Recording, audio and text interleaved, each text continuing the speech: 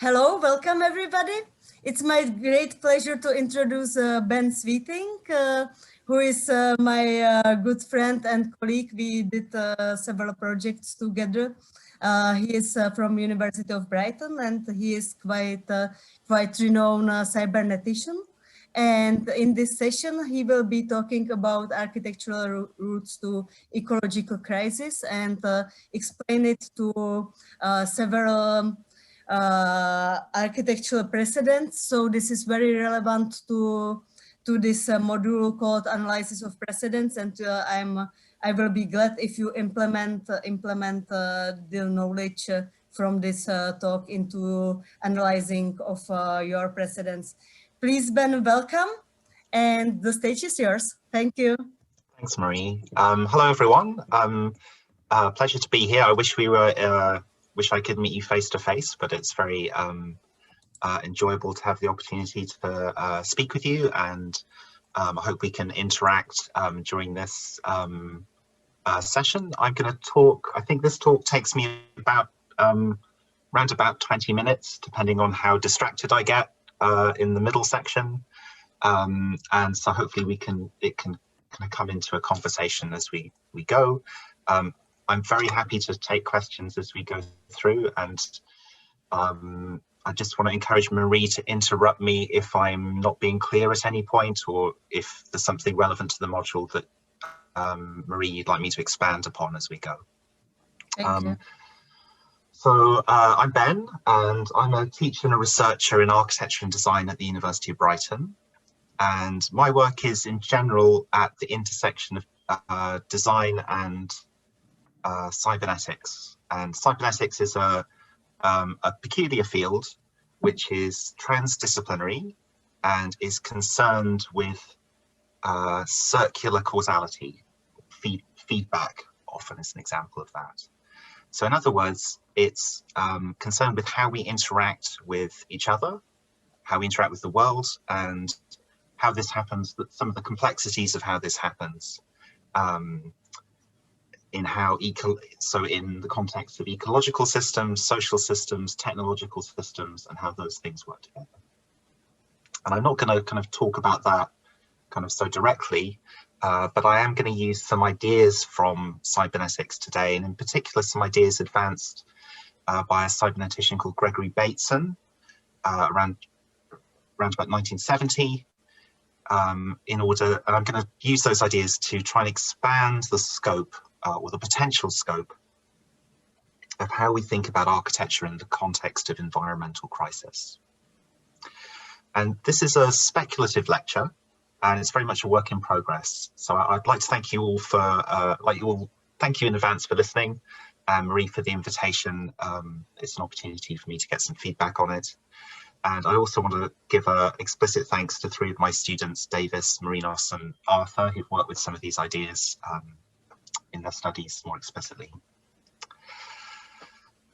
So the idea is to provoke us to think critically about the multiple relations between architecture and the environment.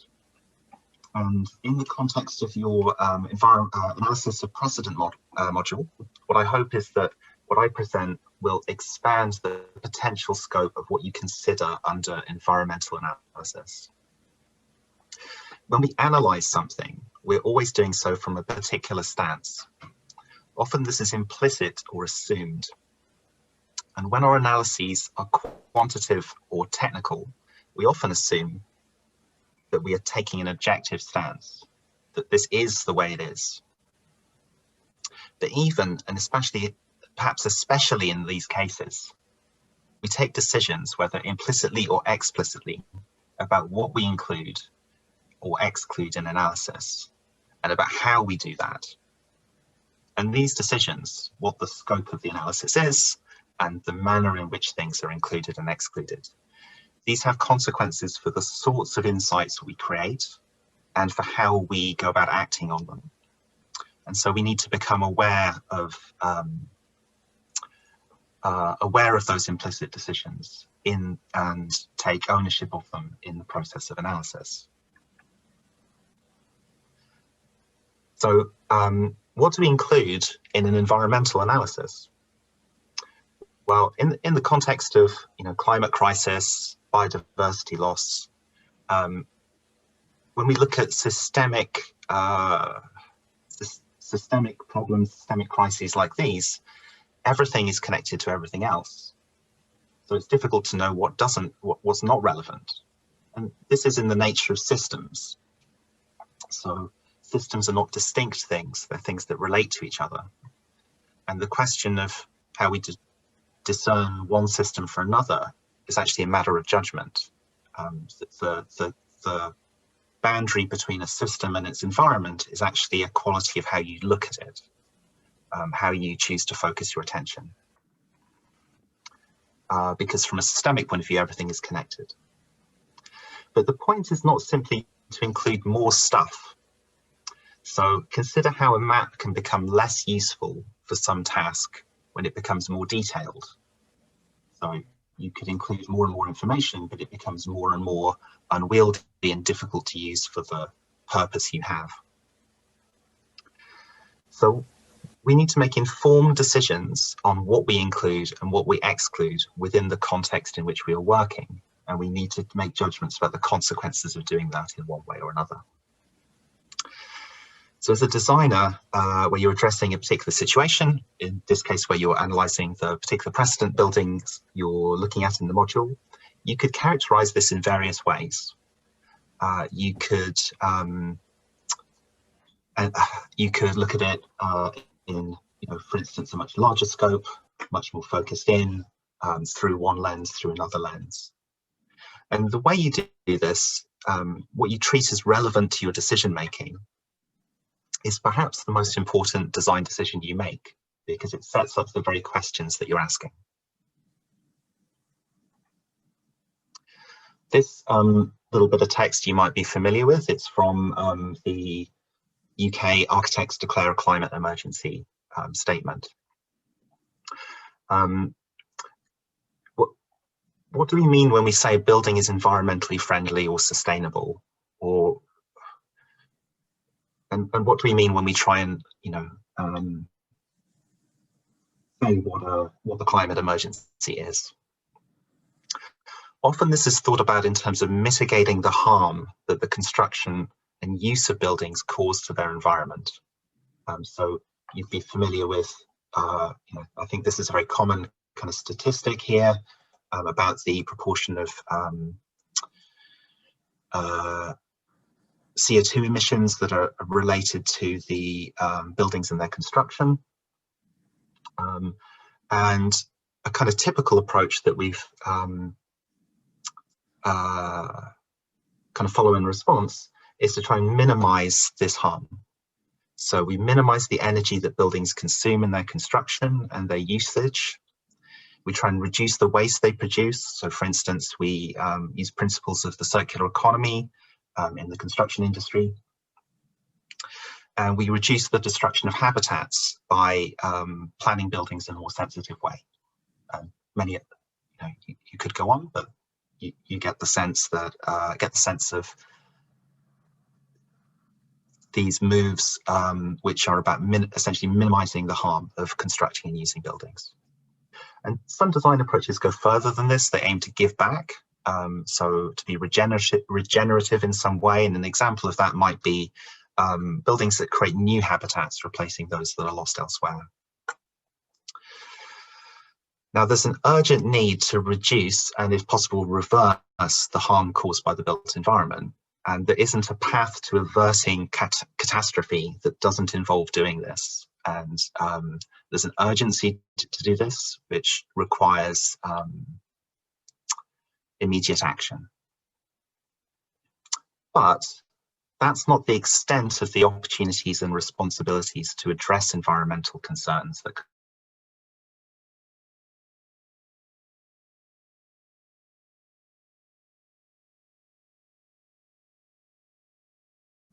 we seem to. what I want to do is could you just repeat last sentence? We lost you for a second. Sure. I can't remember how far I need to go back, but the aim is to, I think we normally talk about most discourse on sustainability. We've tended to think about in terms of this mitigation of the harm that the built environment causes. And what I'm trying to do in this lecture is question that scope and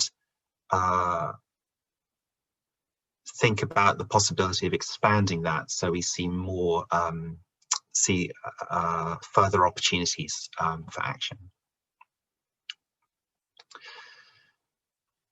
So often we've ended up thinking of architecture, environmental architecture, through a largely technical lens. And this characterization is really important because it helps us address urgent issues. But if we only think in these terms, we risk treating the symptoms and not the causes of the crisis. When we focus on climate change and carbon emissions, we're actually focusing on the symptoms of environmental crisis, not the cause. So global warming is actually a symptom of a deeper environmental crisis. And so the change we need has to go deeper than this. It's no good if we, for instance, prevent climate change but destroy the planet in another way.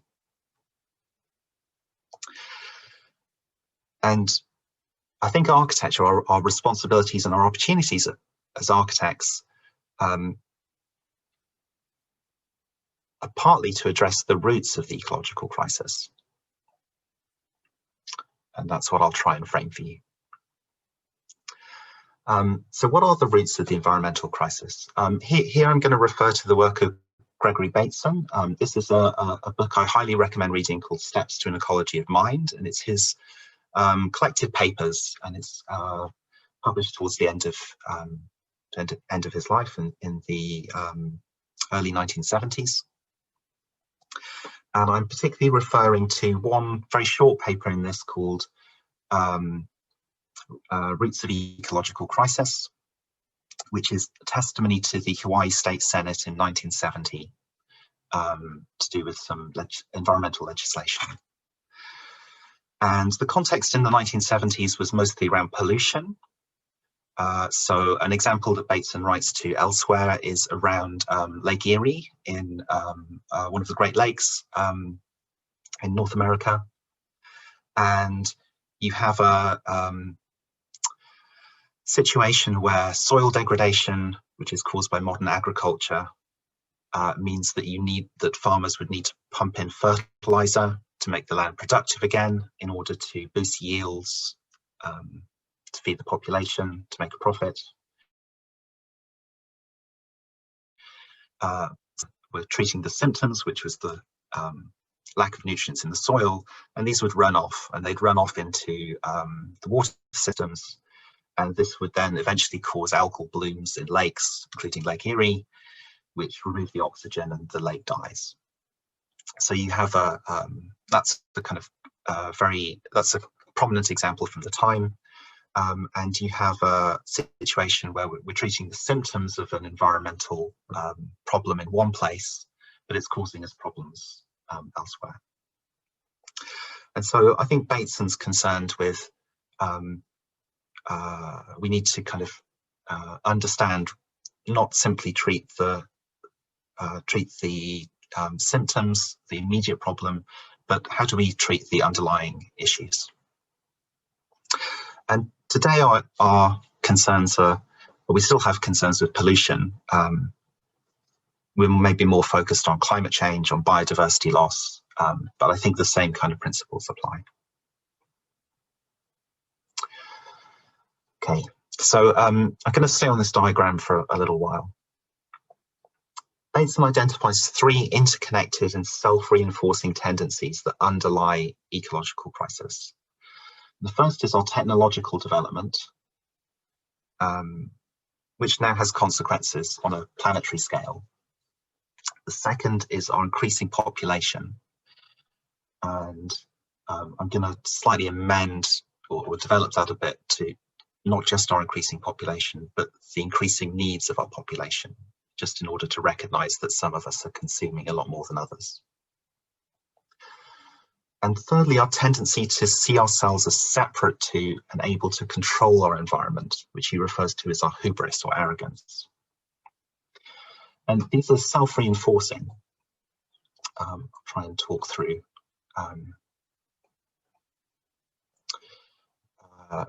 talk through them a little bit. So first of all, you can see these kind of arrows on the lines. And these are cycles that they're representing positive feedback cycles. So self-reinforcing loops. And if you look at the technology one first, you know that every time we develop some technology, it increases our ability to develop further technology.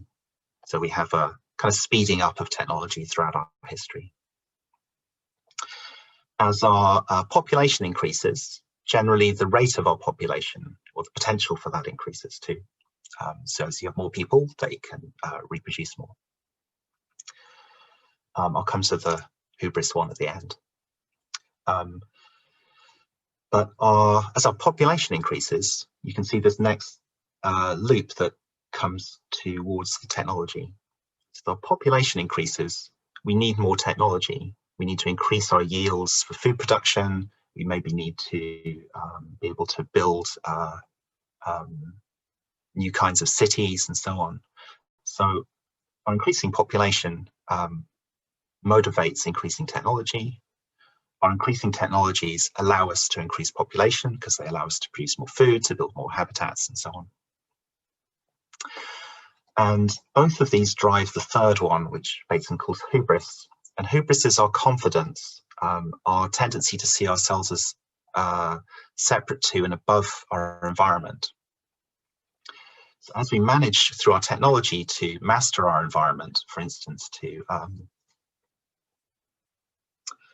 control floodplains, to increase agricultural yields, to domesticate animals, so on, we become more confident because we have mastered nature, we have controlled it. And likewise, as we manage to increase our population and our consumption, this also kind of reinforces our feeling of dominance and superiority as a species.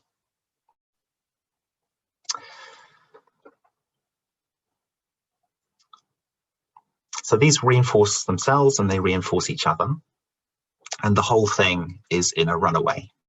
So these are, we're becoming, our technology is developing, our population, our needs and our consumption is increasing, and our confidence and arrogance towards nature is increasing too.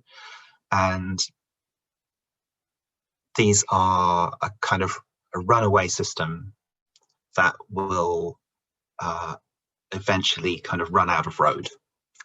And where the way that this would then become corrected or come back to Earth's limitations or come back into balance would be a kind of disastrous thing for us to live through. Now, I'll say a little bit more on hubris. So Bateson talks about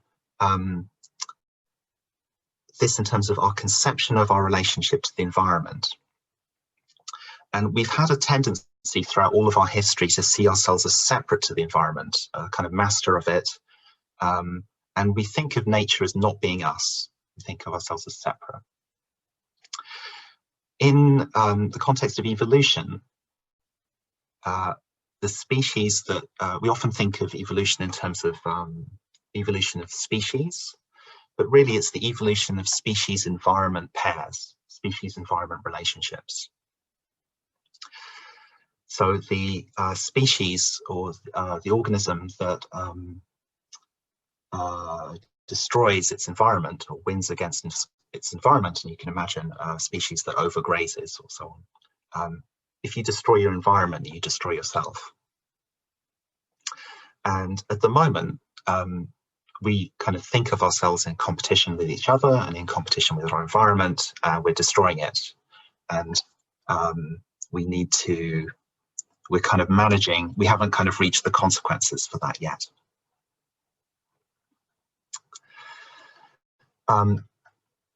So Bateson's proposal is that we need to address at least one of these underlying causes. And it's very difficult to go backwards in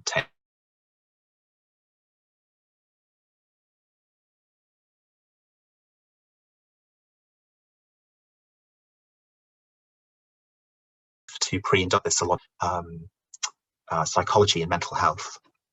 We're kind of addicted to our technology. We can't move back to a pre-industrial era because we're committed to the need for the yields at the current level, say. It's also very difficult to talk about reducing population or reducing population's consumption. Maybe we can slow this down. Maybe we can be more sensitive in our the resources we consume. Maybe we can become more efficient. But this is very difficult to act on at a global scale. And so he proposes we actually address the third one, the hubris, our arrogance. And if we can address this, this has consequences for the others. So if we can start to understand ourselves in a fundamentally different relationship to our environment, this should feed through. This is the underlying cause that could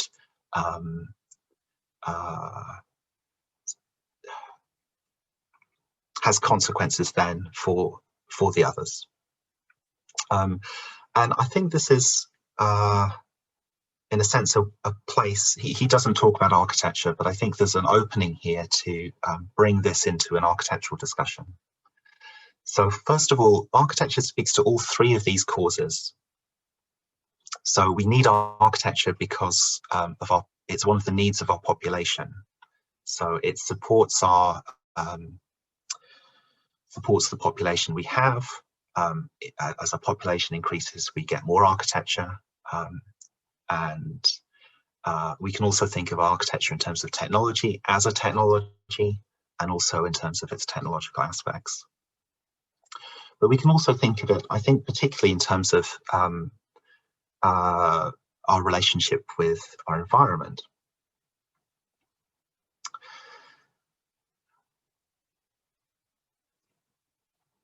Because in a very literal sense, when we build architecture, we build that relationship. Okay, I'll come back to that a little bit later. So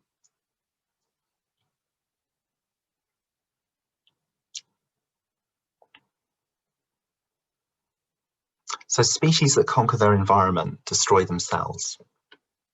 Our way of thinking, seeing ourselves as separate to nature, is long-standing. It's part of how our culture and technology has developed. And now we've reached a point where we can't avoid the consequences of this, where our tendency to compete with our environment and each other is combined with technology that amplifies this in a way that's destroying not just each other, but also the Earth. Whatever we do technologically to address the effects and the symptoms of this can buy us time. It alleviates damage, but it could also, in some cases, further allow us to further raise the stakes. And this is where I think we need to be very careful with what we do. So the most extreme case of this is ideas of geoengineering, which I think are also interesting to think of from a architectural point of view. And this is an example called stratospheric aerosol injection, which is a proposal to seed the atmosphere with aerosols, very similar to as happen naturally with volcanoes. And these reflect the sunlight away from the Earth, cooling the Earth. And this is, a serious proposal that's floated by some people. They would talk about it as buying time. So they realize it's treating the symptoms. But there's kind of huge dangers with this. So in only treating the symptoms, it allows us to further increase our emissions. It doesn't actually change anything we're doing. It cools the Earth by reducing sunlight coming to it. It's not actually addressing the carbon emissions that's preventing heat moving. It requires it's a technology that would have effect globally, which would have uneven effects on different continents, and which would be controlled by people with the countries with the most technological advance. So there's huge kind of political and ethical questions in it too. But it's not just, that's not just the problem with that. So the problem here is that as well as only treating the symptoms, this kind of techno-fix increases our confidence in averting crisis. So it actually, if I go back to the root cause diagram, that kind of solution increases our technology, it allows us to further increase our carbon emissions, our population's consumption, and it increases our hubris or our confidence in averting crisis through our ingenuity. So it treats the symptoms, so this sort of thing, this is the very extreme example, but it treats the symptoms of climate crisis while reinforcing its causes. Okay, so I think in the context of addressing our hubris, I think architecture has an opportunity and a responsibility, and I think that here to make a positive impact, not just to mitigate harm. The relation we have with our environment is largely constituted by architecture. So just if you look around the room you're in now, the walls, the roof line behind me, these are mediating my environment to make it more habitable for me. And in the precedents that you're looking at, you could think of these in these ways. So how do they control temperature? How do they regulate which species are allowed where? These are all things which are built forms of ideas about how we relate to our environment. And often architecture implies a very sharp division. This is Mies van der Rohe's Farnsworth's house. And it kind of feels like, oh, here's the architectural object, you know, gently and precisely touching nature. And that's kind of the idea that's implied in the architecture. But of course, this is a nonsense idea. And that, you know, becomes apparent when this building floods.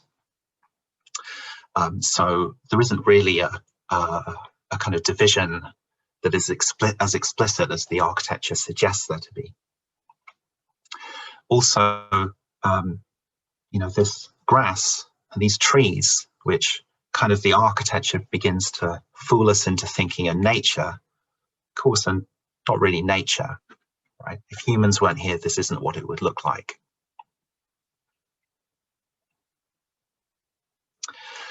So architecture can also imply very different relations. This is the Hundertwasser house by the artist Hundertwasser in Vienna. And this has a much kind of blurrier boundary of where's inside and where's outside, and what's for which, what architecture is for which species. So there's a different kind of idea here about how we, what our place is in the environment. This isn't, though, simply a matter of adding habit. Well, so 2 points about this. Firstly, it's not simply about there being green elements. So I think the green elements can be added to buildings in ways that are enframed, which are dominated, which are not free in a way. That it's about how that's done. Secondly, it's not simply about adding the habitats, but it's about how adding the habitats in this case changes our understanding of the relationship. So what I'm suggesting is that, as well as the kind of practical, technical in aspects of environmentally oriented architecture, there's also things that are being communicated that are being understood through the architecture, and that these that is also an aspect of how we should consider architecture's response to the climate crisis and so on. And this doesn't have to be so literal as this. And so the final example I'd like to use is maybe not something that you would immediately think of, and this is the Pantheon in Rome, a building, and one could think of many other historic buildings in the classical tradition too, where architecture has been concerned with how we are part of the world and what our place within that world is. And this is a building also, it happens to be one that's climatically open, but that helps us think of and think through the relationships that we're in, and to potentially to understand and rethink the relationship that we have to the environment, which is which at least has the potential to address our hubris and our confidence and our attitude. And so I think that in analysing your precedents, you might have some of the kind of categories you might be analysing on. There are opportunities in bringing those together and seeing what the possibilities of understanding the relationship between the different aspects of a building could be. So thank you very much. That's the sort of talk part of the presentation. I've been very much, hopefully that's a little in some way provocative of some questions and ways of thinking. Marie, could I just hand back to you?